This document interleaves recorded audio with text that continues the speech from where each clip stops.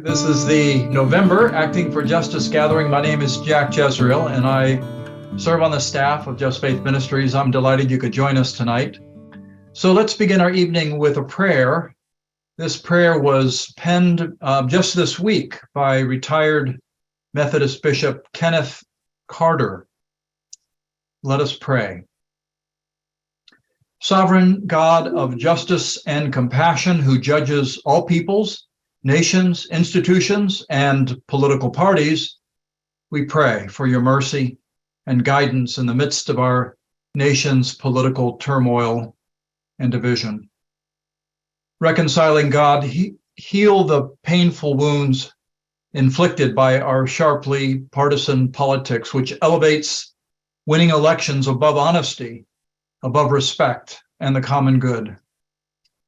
Free us from narrow self-interest, insensitivity, and arrogance so that we can be agents of reconciliation in our families, our neighborhoods, congregations, our world.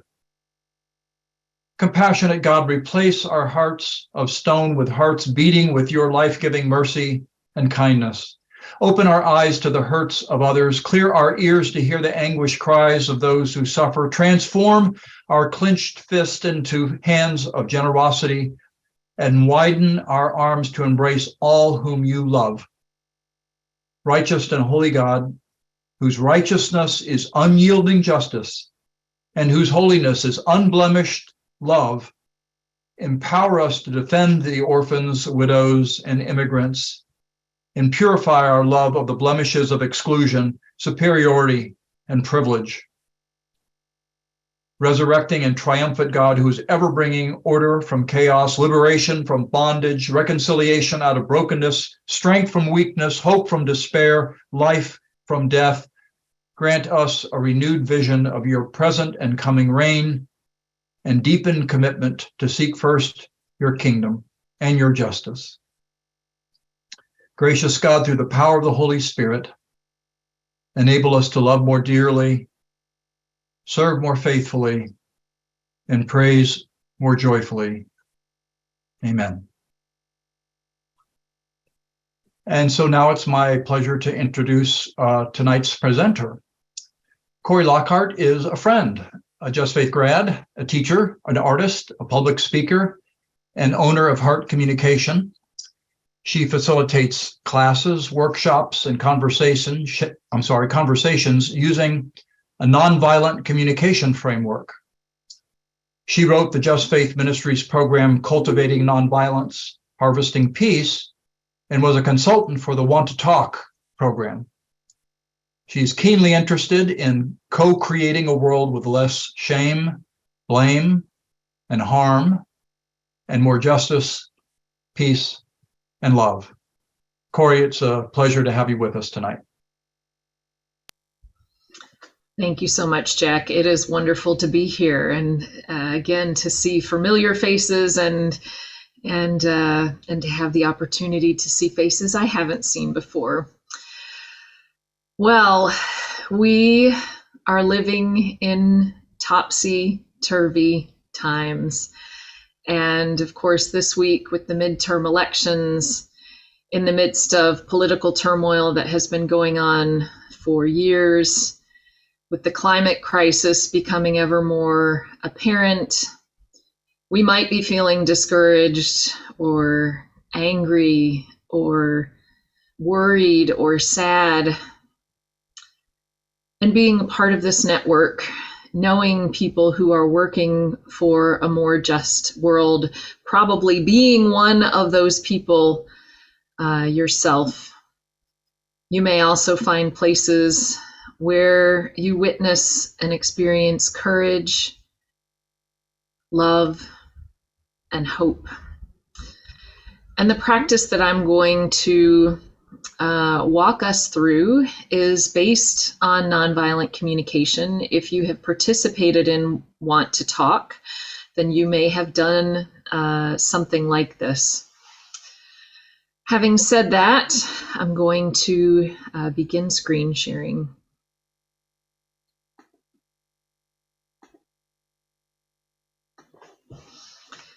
And so tonight's presentation is called Grief, Gratitude, and Everything in Between. And I want to begin with this quote from Valerie Carr's book, See No Stranger. She says, revolutions do not happen only in grand moments in public view, but also in small pockets of people coming together to inhabit a new way of being. And when I think about the work of Just Faith, I believe that this is what we are doing. This is what you are doing in small ways, living as a part of this revolutionary love. And tonight we'll be experimenting with one practice of revolutionary love. In the work of nonviolent communication, which I also call compassionate, or is also called compassionate communication, or you may hear me say NVC, which stands for nonviolent communication. The primary goal is connection. And in that framework, the primary connection is the one with ourselves. That connection with ourselves is the one that we have the most agency over. We can't control whether another person connects with us or not. And even with our self-connection, there are things over which we don't have control, but we have a lot of agency in how we connect with ourselves. And we start with this because when I am connected with myself, when I have some clarity within me, I'm more able to connect with other people without losing myself. Some of us are very skilled at connecting with other people, and that is a beautiful thing, and in no way do I want to diminish the beauty of connecting with others.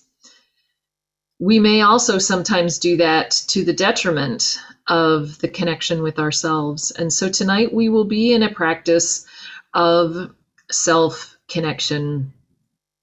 And the beautiful thing about cultivating that connection is that when we feel connected, compassion and empathy naturally flow. When I feel connected to myself, I do what I can so that I am well. When I feel connected to Leela and to Susie and to Jack, or to Tom or to Joan, I am going to want you to be well, because what I know is that your well-being ripples out into the world in the same way that when there is pain, that ripples out into the world, sometimes with intention and very often without intention. We feel that we are interconnected. And so in this framework, the primary goal is connection, and our primary tool is curiosity or wonder. And I used to only use the word curiosity, and now I use both the words. I think about curiosity as happening in my headspace, having an open mind.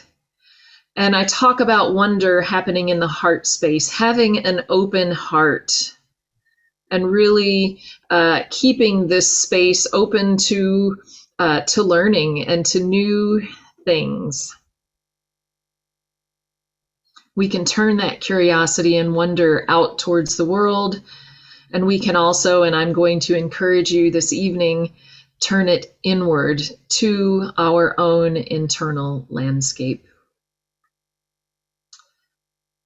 Valerie Carr says, revolutionary love is the choice to enter into wonder and labor for others, for our opponents, and for ourselves in order to transform the world around us. And again, this evening we'll be focusing on ourselves. Again, many of us are probably used to wondering and laboring for others. We may or may not be used to doing that for our opponents, and we may or may not be used to doing that for ourselves. And so I'll invite us into that practice. And this is a practice, and you'll see on the screen it says you're going to need paper and pencil or something to write with. I would strongly encourage you to write as we go through this practice. as I was preparing for this, I thought, well, if people have gone through want to talk, they've done this practice. And then I reminded myself what I remind anyone who I walk through these practices. Because it is a practice, it is something that we come back to over and over and over and over again. And just like if we've meditated once, we don't go, okay, I'm done with that. I've learned what I need to know. Nonviolent communication, compassionate communication, the practice of connection is an ongoing practice, and the world around us doesn't encourage it. If we look at the dominant cultural paradigm, it is one of shame, blame, judgment, criticism, and punishment, or punishment and reward, which are two sides of the same sword. And so in this context of shame, blame, judgment, criticism, and punishment, connection actually is a radical act. It is an act of revolutionary love, wherever we are cultivating that connection. And so, because we are working, because we are practicing, because we are experimenting with connection, I invite you now to turn your attention inward. And it might even make sense, if it's comfortable for you, to close your eyes. Maybe to put your hand on your heart.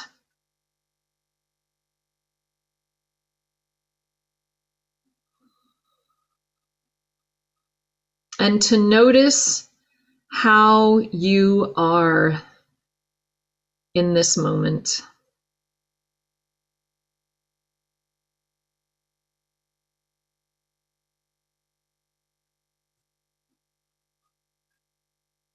And I invite you to begin by simply noticing your breath. Noticing that you are, in fact, breathing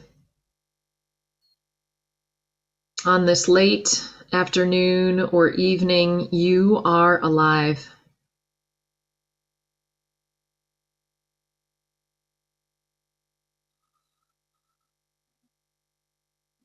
And it may be that as you turn your attention to your breath, your body naturally wants to take longer or deeper breaths. And if that is what your body wants, I encourage you to heed your body's wisdom.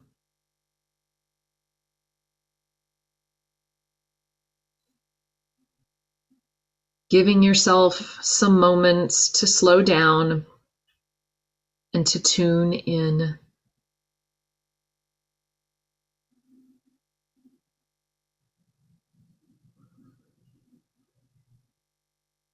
I invite you to turn your attention to your mind, noticing how the thoughts are moving.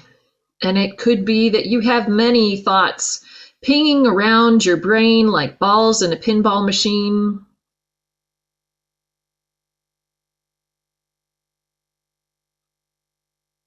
Perhaps you have one or two thoughts pounding in your mind like a hammer.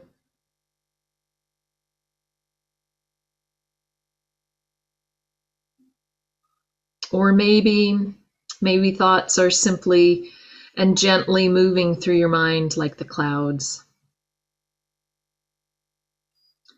Whatever is happening on your next in-breath, I invite you to imagine that breath moving up and into your mind and around those thoughts. And on your out-breath, imagine that breath like the wind carrying away some of what's in your mind, maybe a thought or even just a piece of a thought.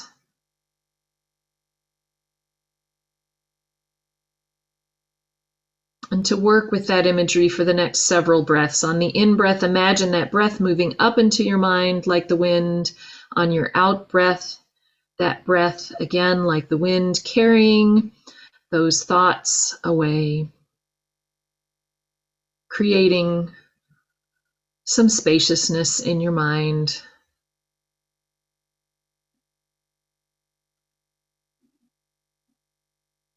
Perhaps giving your mind a chance to slow down.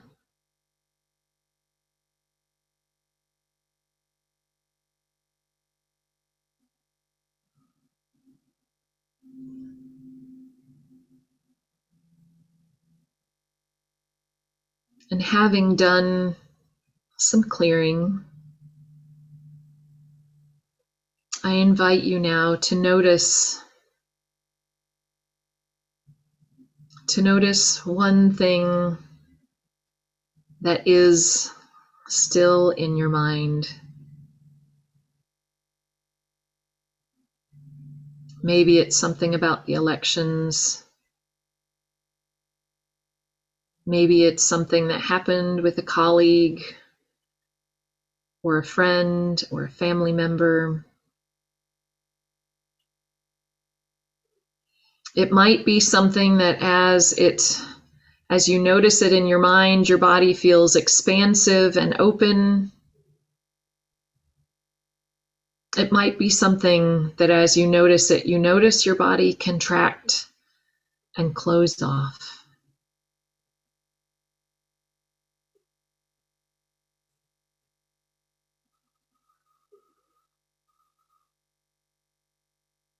Imagine whatever that is. Imagine placing it in your hand and simply holding it with tenderness, holding it with care.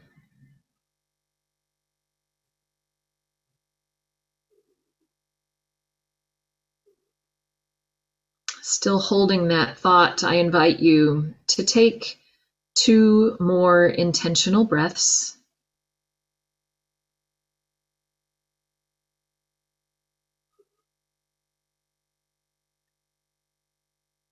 And after the second breath, if your eyes have been closed, I invite you to open them.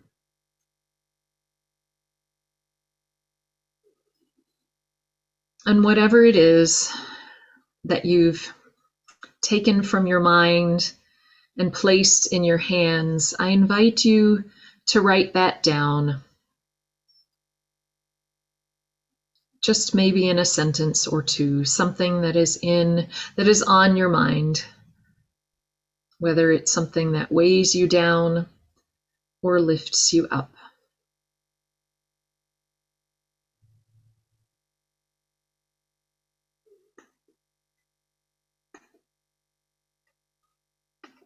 Don't know what happened here. I'm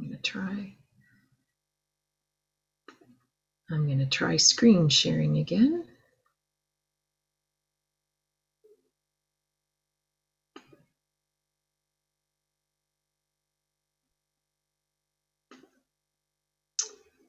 It looks like, I don't know what happened here. I suspect it has something to do with my cats. Well, I think I'm not going to be screen sharing anymore. I can walk you through the process. The next thing that I would invite you to do, and actually, I think there is another way that I can do this so that I can share it with you. It might be a little more clunky, is to create underneath where you have written something. Let's see, what's the best way to do this? Something that looks like a grid, and this will be sloppy since I'm doing this kind of on the spot. And so you'll essentially have 3 columns.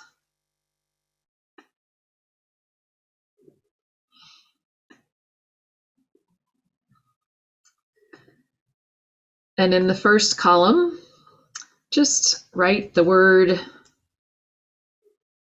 sensations.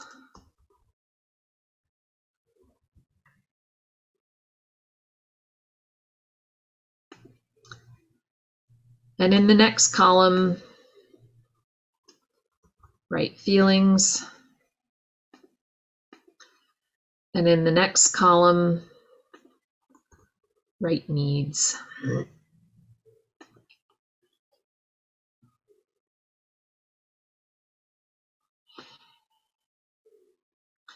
And what I'd like to invite you to do is, again, to hold whatever it is that you wrote down, whatever it is that is alive in you, some thought, some situation.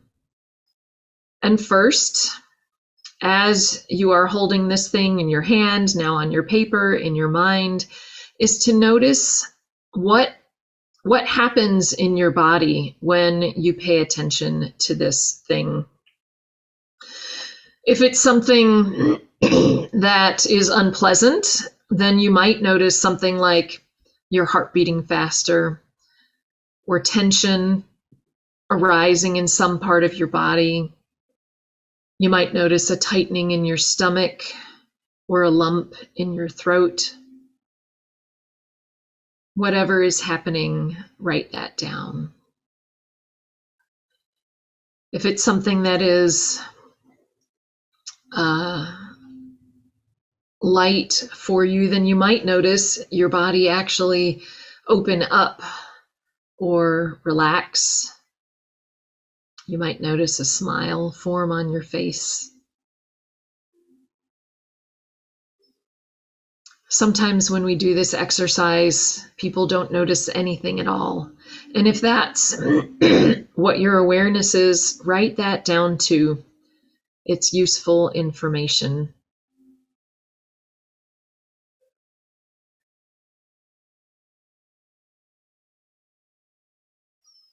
And I'm going to stop screen sharing for the moment.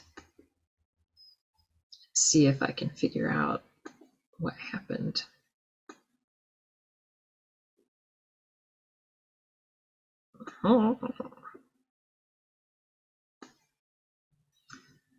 Yes, I believe this is the work of my cats. They added about 700 slides. I'm going to begin screen sharing again.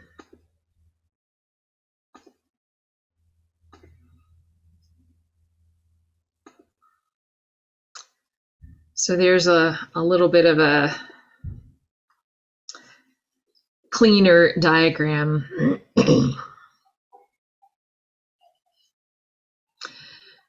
So we're writing the body sensations.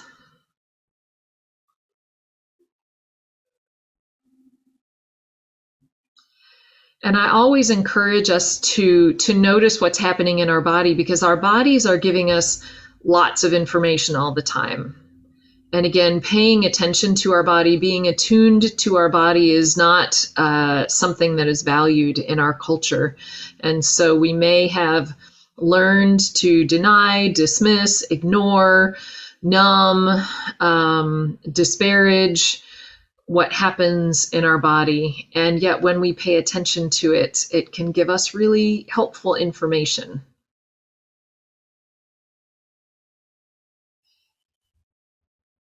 In the practice of nonviolent communication, so much of it is about that tuning in, whether to ourselves or to another person. And we talk about the feelings as being a way to connect with our gut level needs. And I'll talk a little bit more about the needs in a moment. And like Leela, this would be the time to share the list. And she just did. You're ahead of me. Awesome. And you'll see, if you can see on the screen, or if you're able to pull up the PDF that was just shared in the chat, that there are 3 columns that have things like annoyed and sad and disconnected and stressed and tired. And there are 2 that say things like affection and peaceful and rested. And very often we talk about those feelings on the left side, annoyed and stressed and fearful, as bad feelings. And some of us may have learned that some of those feelings on the left side, because they are bad, we judge them to be bad. We may have learned that it's not okay to have them. I think anger is one that many of us may have been taught that it's not okay to experience or to express. And so then when one of those feelings arises in us, we find ourselves not only angry or whatever the feeling is, but also ashamed that we're having the feeling, and we try and shove it aside. And then it comes out in unexpected ways. And so a reframe that I want to offer is that if you typically call those feelings like annoyed and embarrassed and fearful and vulnerable bad feelings, to instead talk about them as closing off, as contracting and disconnecting, using a description of what is happening as opposed to a judgment of it being bad. And so if those words are helpful, contracting, my body tightens up, it contracts. I close off and I disconnect from someone when I am experiencing those. And those feelings on the right, I talk about as opening, expanding, and connecting, because that's what's happening in my body when I experience those things.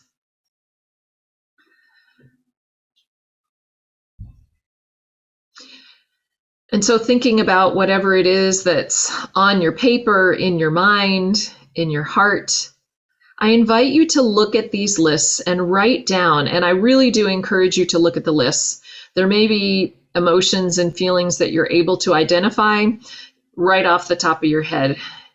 And probably if you take a look at these lists, you will notice that there are other feelings that are also there.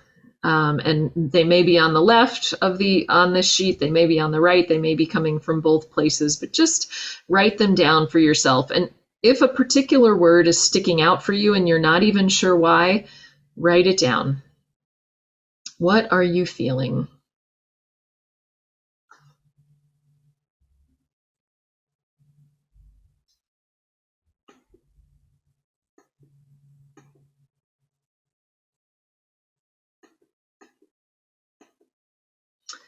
And Leela, I'm going to ask you, I can see you, so you can just nod. Would it be possible to share, you said the links and documents could be shared when the recording is shared.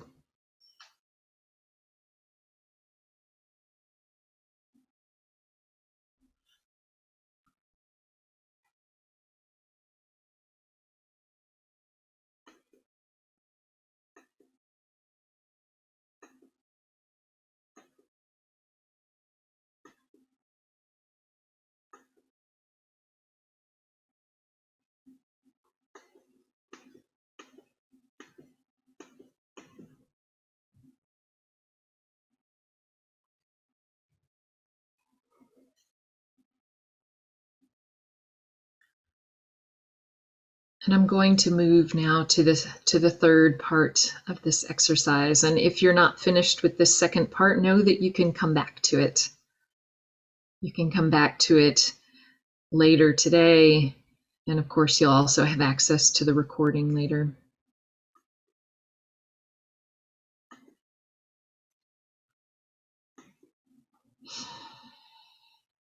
The third column is about recognizing our needs. In this nonviolent, compassionate communication framework, these universal human needs, these universal human values are really at the core of this practice. And I really talk about this practice as noticing what's in our head. When I talk about the feelings, it's about recognizing what's in the heart space. And when I talk about the needs, and you can't see me do this, but I always put my hand on my belly. These universal human needs and values are at the center of the practice and at the center of our being. They are at the core. And Marshall Rosenberg, who developed nonviolent communication, said, and I believe that it to be true, that everything that we say and everything that we do is one of two things. It is either an expression of gratitude for needs met, or we are attempting to meet our needs. He used the phrase, a tragic expression of unmet need. And again, in the dominant cultural paradigm, we are not taught really to be connected to those core level needs. It's not something that we're used to doing.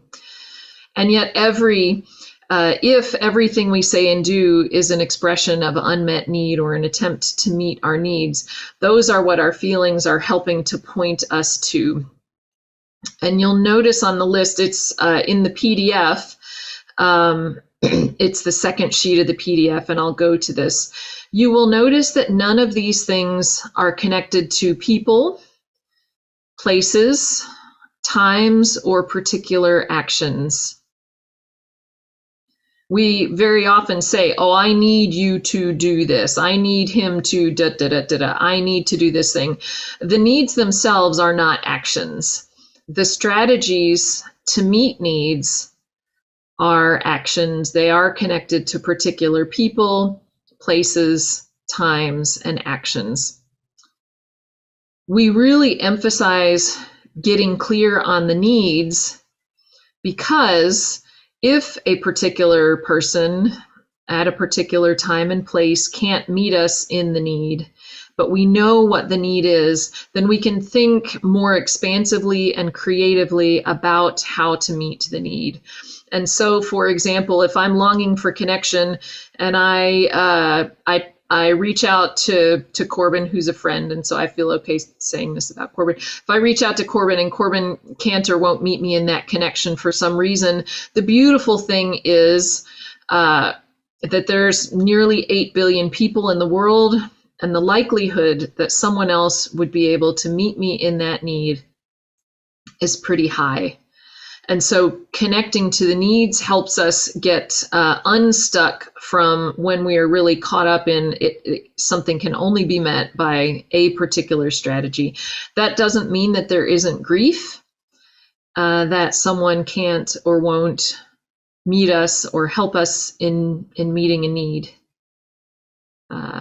And so expressing that grief, allowing that grief to flow through us is important. And then we can do the work of connecting into creativity and imagining what else might be possible. And so if you haven't moved to that third column, thinking about whatever it is that is alive in you, if it is something, again, that is weighing you down, then you would be writing needs that aren't being met, needs that you are longing to meet for yourself, values that you are longing to see expressed more fully in the world. If what you wrote down was something that opens you up and expands you, then you might be writing needs that are being met by whatever you wrote down.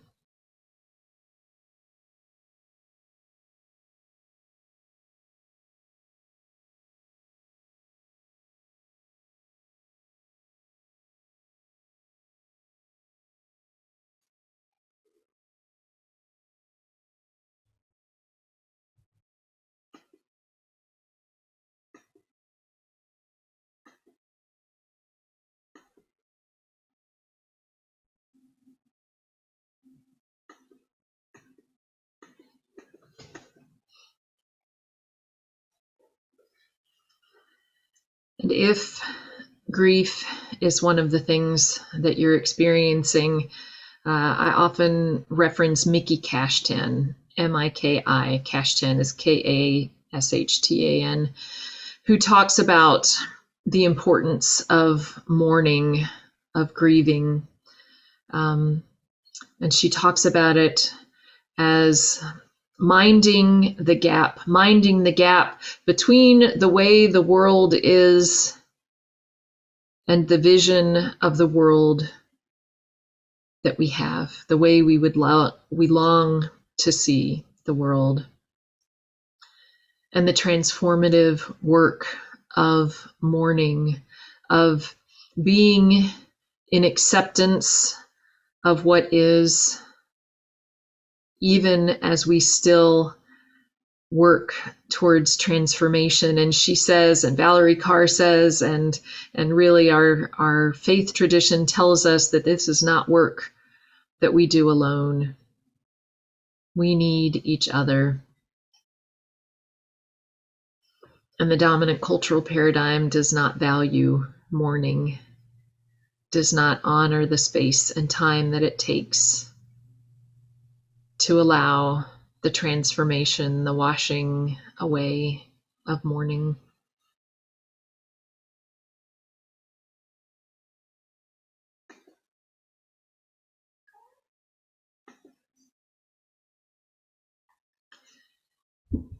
And if you've walked through this practice Then I invite you to notice how you are now.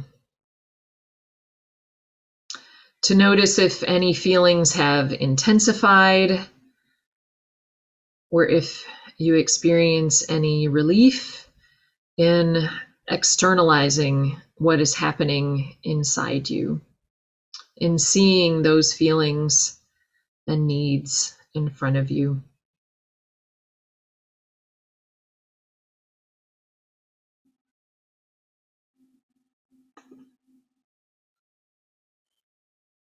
And I invite you to pause and to breathe.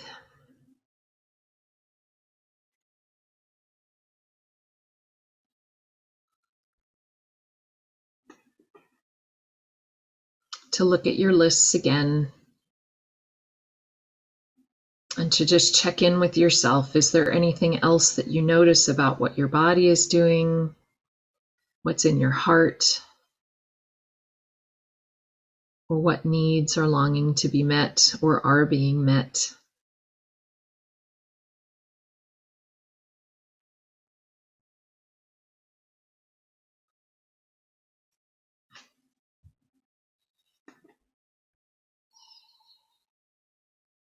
And in those lists, looking at that middle column, I invite you to put a star next to the 1 to 3 feelings that are strongest in you.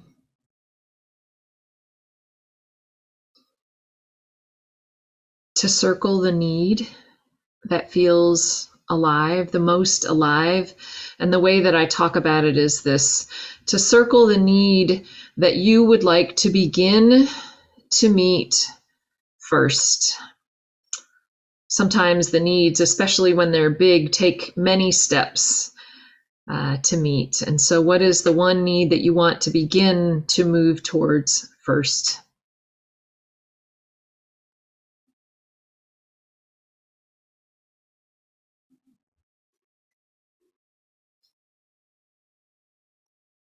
And the last thing I invite you to do is to look at those 2 columns of the feelings and needs and see if you notice any connections between particular feelings and particular needs.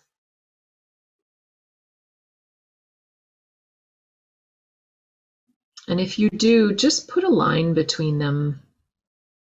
And it might be that one feeling is connected to multiple needs, or that many feelings are connected to one need.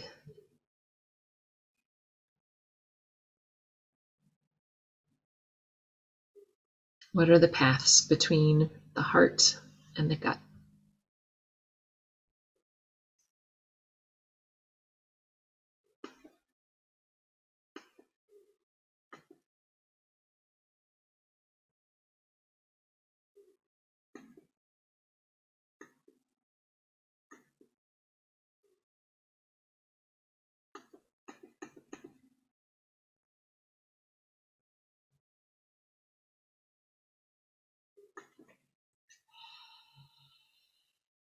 And now I want you to try this on, and you can say this aloud, or you can say it to yourself in your mind, offering yourself compassion,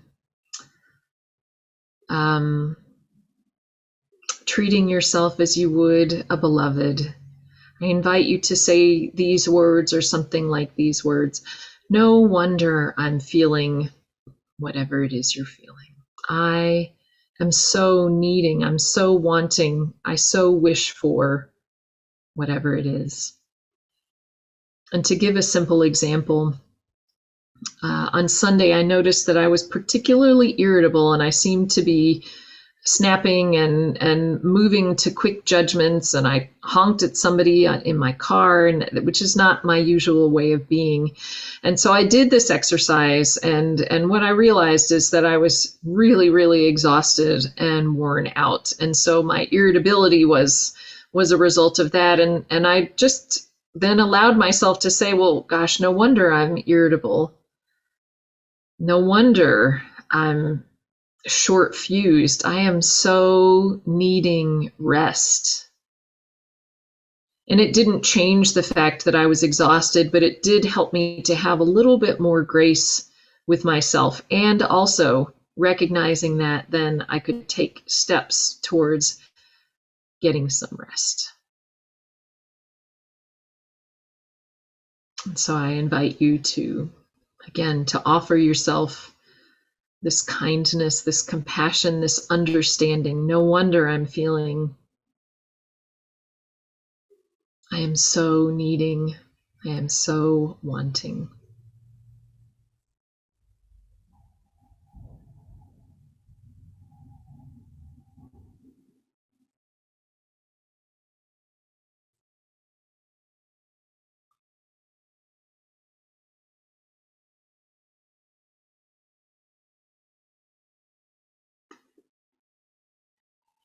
And this really is a practice of self-understanding, self-awareness, self-compassion.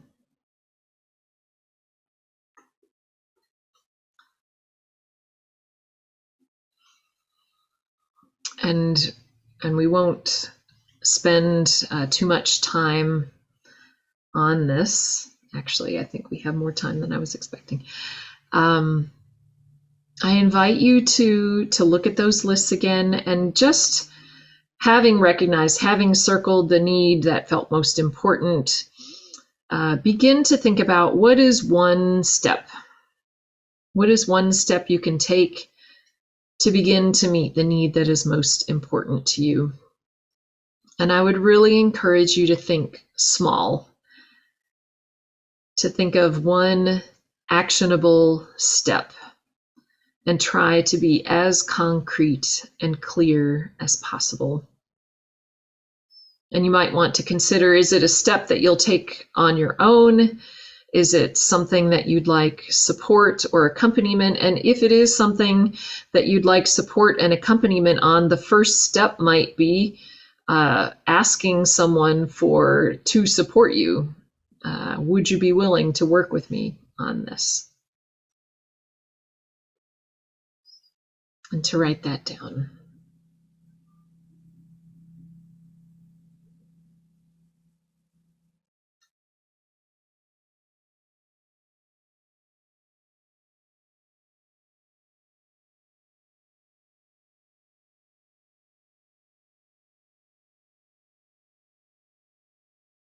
And if you're not sure what a next step might be, then it could be, I'm going to reach out to a trusted friend or colleague or family member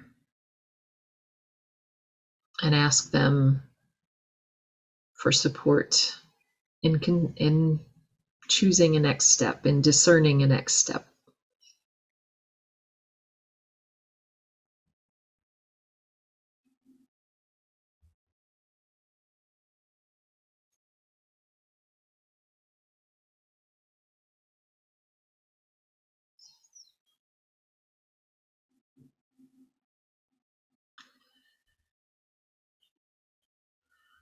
So the focus of most of this practice is really on tuning into ourselves. Very often this practice, particularly if it involves, if what you've written about, if what you've named involves another person, we're not going to go through this next part, but I just want to make you aware of what it is if you're not aware. The next thing that you would do is make another chart. And this one won't have body sensations, because what we're doing is imagining what the other person in the scenario might be experiencing. And so you'd make a chart with feelings, and you'd make a chart with needs. And in this part of the exercise, you are going to imagine stepping into the shoes of the other person, and imagine what might it be like to experience this situation from their shoes. And sometimes people say, well, isn't that presumptuous, or I don't want to be making assumptions. I'm not asking you to make assumptions. I'm not inviting you into certainty. What I am inviting you into, just as I invited you into curiosity and wonder about yourself, I'm inviting you into curiosity and wonder about that other person's experience, and writing down what you imagine they might be feeling, inviting you to imagine what they might be needing in the situation. And from there, again, I would invite you to imagine what might be steps to meet both needs of you and the other person.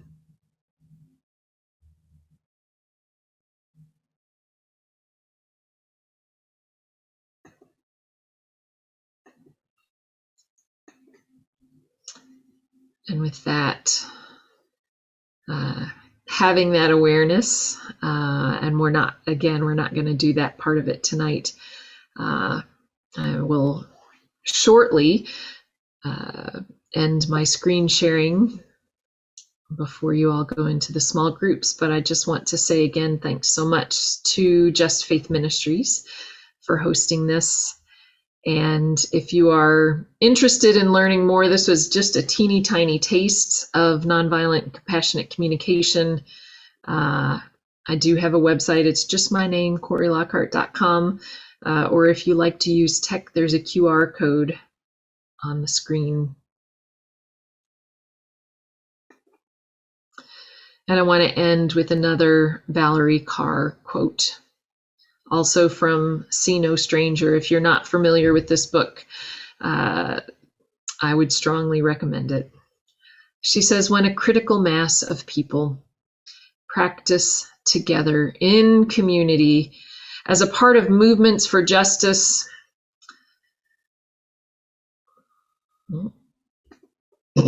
believe that we can begin to create the world that we want. Let me try that again. When a critical mass of people practice together in community and as part of movements for justice, I believe that we can begin to create the world we want here and now. And so JustFaith is a part of that critical mass of people. It is, we are creating community and movements for justice.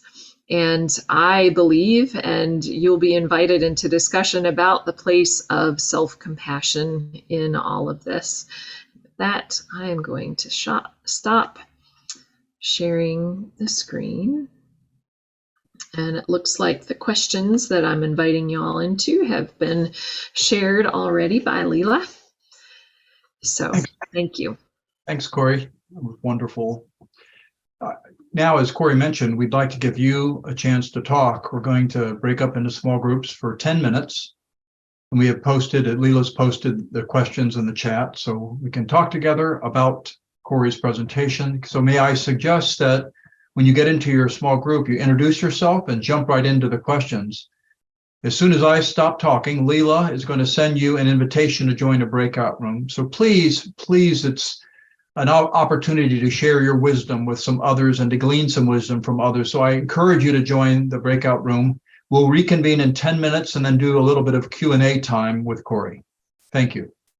Coming out of your discussion groups, were there any things that came up that maybe you'd like to ask Cory about? And if so, please feel free to unmute yourself, and we'll just hope it doesn't yield utter chaos amongst us.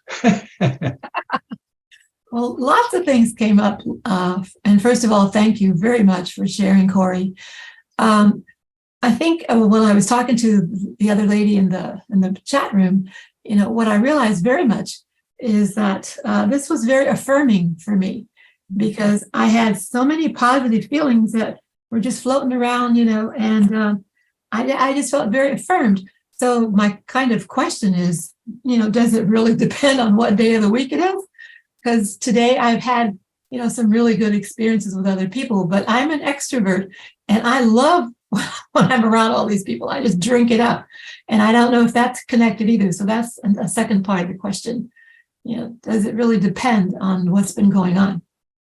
It absolutely depends on what's going on. And again, this is why I kind of kept saying, if you're feeling those opening feelings, then probably what you're going to be writing on the needs are needs that are being met. If you're experiencing those kind of contracting feelings, then what you would be writing are needs that probably aren't being met. And I mean, it's not even just the day of the week. It could be hour to hour and minute to minute, right? Because that is how our internal landscape is. We can be having a great day and then something happens and on a dime, we're in a totally different place. Mm-hmm. And for me, that's what's so helpful about this. And that's part of also why I really encourage that noticing what's happening in our body, because when our body all of a sudden changes too, that's a signal from our body to pay attention.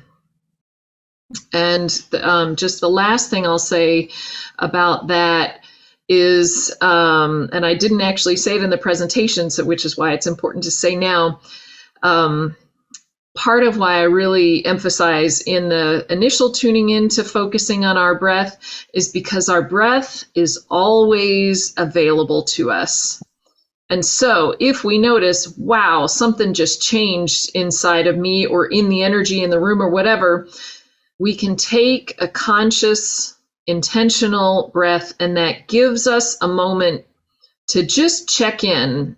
We're not going to notice everything that's happening, but we might notice, wow, all of a sudden my heart is racing, or I just went from happy to raging mad. That's good information and can just give us enough information maybe for us to think, am I going to open my mouth? Am I not? And no one thinks it's weird if we take a breath.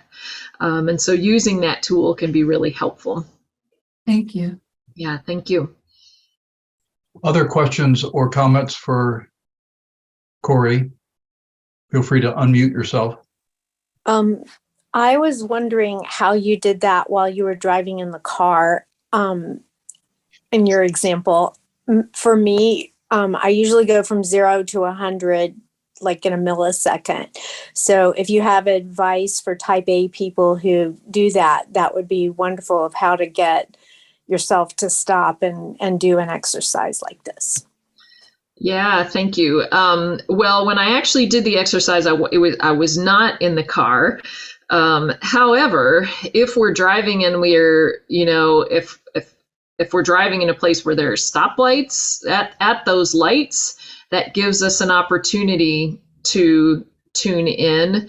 And again, about if we go from 0 to 100, if that's kind of the way that our body or that we respond, then again, the encouragement is when we notice that, having that awareness is great. When we're in it, going, oh, wow, I just noticed that something big changed.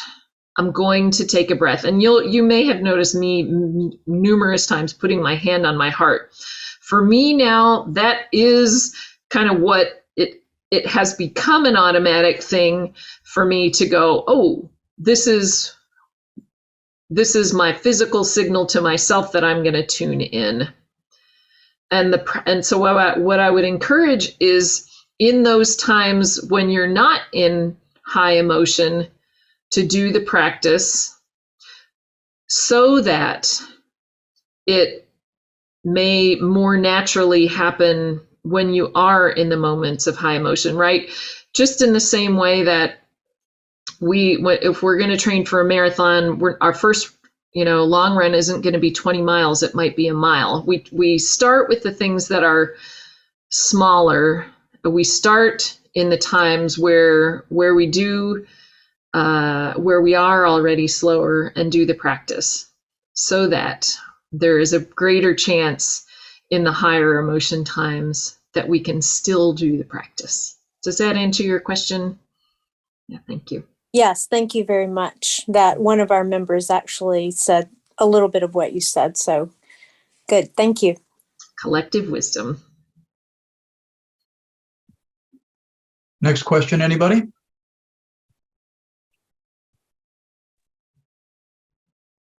Well, this is a comment on number 3, when we talked about self-compassion.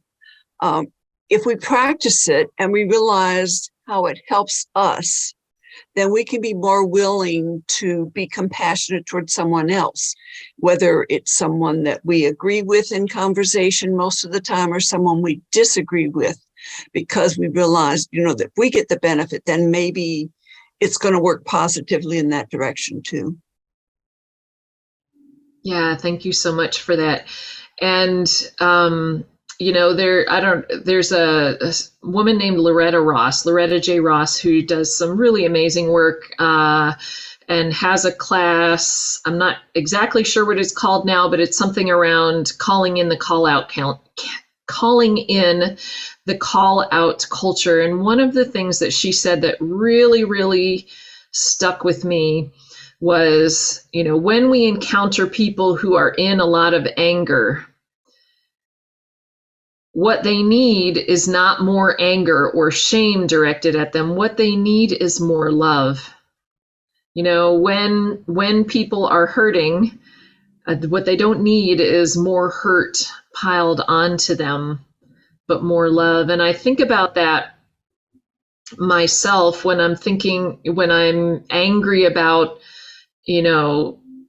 particular political figures or people who have done harm.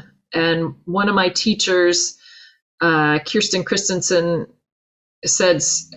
invited us into the question of how much pain would I have to be in to cause that harm and pain for others.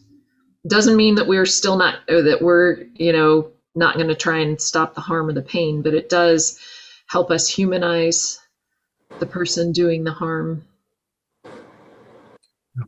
I think in today's society, and I'm probably one of the matriarchs that are here this evening, thank you very much for your wisdom. It's very beneficial. But I've determined that society today has lost its respect for each other, and that we really need to get back to basics, to agree to disagree without reaction. Because we're all different. We all have different gifts from God. We all make contributions to society. But for some reason, in today's world, we can't agree to disagree. And I think to agree to disagree is healthy in many respects. It comes to lots of resolution. But I see that nowhere. I see it nowhere. I don't see it in the schools. I don't see it in education with instructors in my world. And I live in Wyoming, by the way.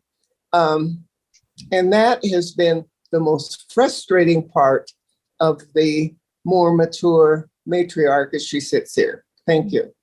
Yeah, thank you.